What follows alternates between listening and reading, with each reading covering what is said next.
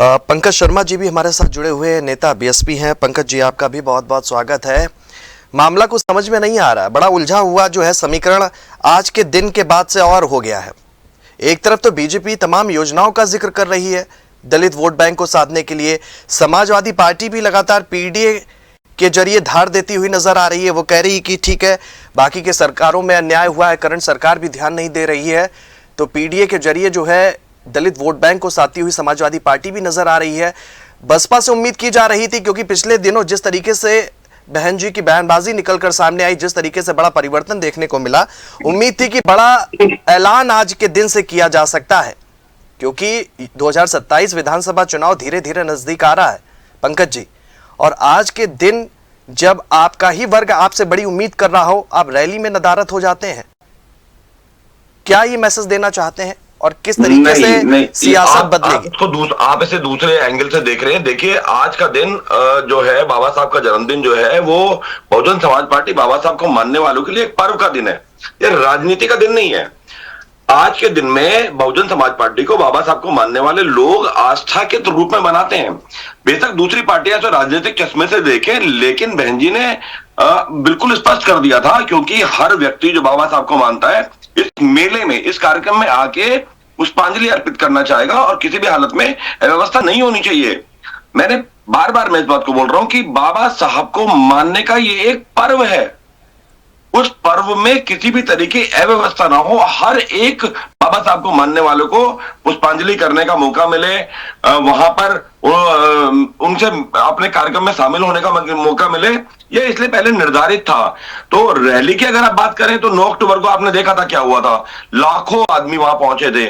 तो वो कार्यक्रम का प्रारूप अलग टाइप का था, आज का कार्यक्रम का प्रारूप अलग टाइप था। तो अगर आप इस बात को बोले कि भाई अगर हमारी बहन जी या कोई आकाश आनंद जी नहीं आए तो ये बिल्कुल अलग बात है। ये तो प्री प्लान था, ये बताया गया था कि ये कार्यकर्ताओं का मेला था, बाबा साहब को मानने वालों के लिए एक पुष्पांजलि करने का मौका था, ये एक आह्वान था जिसमें लाखों लोग आज भी पहुंचे। पंकज जी, जिस नजरिए की आप बात कर रहे हैं, जिस चश्मे की आप बात करते हुए नजर आ रहा है, जरूरी नहीं कि जिस नजरिए से आप देख रहे हैं वही नजरिया वोट बैंक भी, जो आपका कोर वोट बैंक है, वही नजरिया वो भी अपना रहा हो, क्योंकि ग्राउंड से जो खबरें निकल कर आई उसमें एक लाखों लोग कार्यकर्ता पहुंचे। पंकज जी, ग्राउंड से जो खबरें निकल कर आई उन्होंने इस बात पर जरूर मोहर लगा दी कि कोर वोट बैंक है वो बहुत ज्यादा संतुष्ट नहीं हुआ।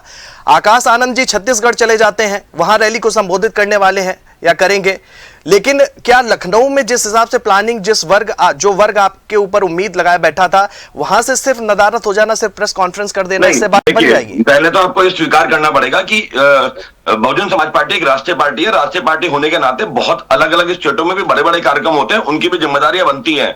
मैंने बताया, आज का कार्यक्रम एक रैली नहीं थी, ये भावना से ये प्रोत थी। ये अब आप समझ लीजिए कि अगर लखनऊ में भावना के अंतर्गत एक ऐसा कार्यक्रम हो रहा है, बहुजन समाज पार्टी मानने वाले के लिए बाबा साहब एक भगवान है।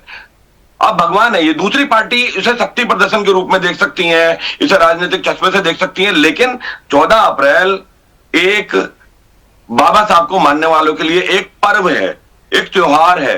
उस त्योहार में उनको मौका मिलना ही चाहिए था। पंकज जी, जब इतना ही सब कुछ अच्छा है, ऐसा ही निर्णय होना चाहिए था, और कार्यकर्ता बहुत बहुत खुश है इस चीज से। पंकज जी, आपके तमाम जो नेता हैं वो आज के दिन से पहले, यानी कल तक, आज के दिन को लेकर बहुत ज्यादा प्लानिंग करते हुए नजर आ रहे थे, और बड़े बड़े बयान भी उनके निकलकर सामने आ रहे थे। आप कह रहे हैं कि आपका वर्ग जो है, आपका कोर वोट बैंक जो है, वो आप पर भरोसा करता है। फिर 2007 के बाद से स्थितियां लगातार कमजोर क्यों हो गई? नतीजे आपके सामने हैं। देखिए, जो राजनीतिक में बहुत तरीके की चीजें देखी जाती हैं। आपने लोकसभा चुनाव की बात करी, लोकसभा चुनाव में जिस तरीके से प्रलोभन में दिया गया, बहुजन वोटरों को जिस तरीके से रिझाया गया, आप बाबा साहब को मानने की तो बात करते हैं, लेकिन बाबा साहब के जो विचार है उसको मानने की आप बात नहीं करते। तो आज राजनीतिक चश्मे से बहुजन समाज पार्टी को देखा जा रहा है, ये बाबा साहब को देखा जा रहा है। 9 अक्टूबर में यह साबित कर दिया गया, 15 लाख लोग थे वहां पे, वो जो भ्रम फैलाया गया था वो भ्रम टूट गया पूरी तरीके से। बहुजन समाज पार्टी का कोर वोट पूरी तरीके से, भाई आप कैसे करोगे? सुबह 8 बजे होने वाली रैली में 9 अक्टूबर को 15 लाख लोग थे, सुबह 8 बजे, 10 बजे रैली समाप्त हो चुकी थी। कैसे मतलब कैसे बताया जाएगा?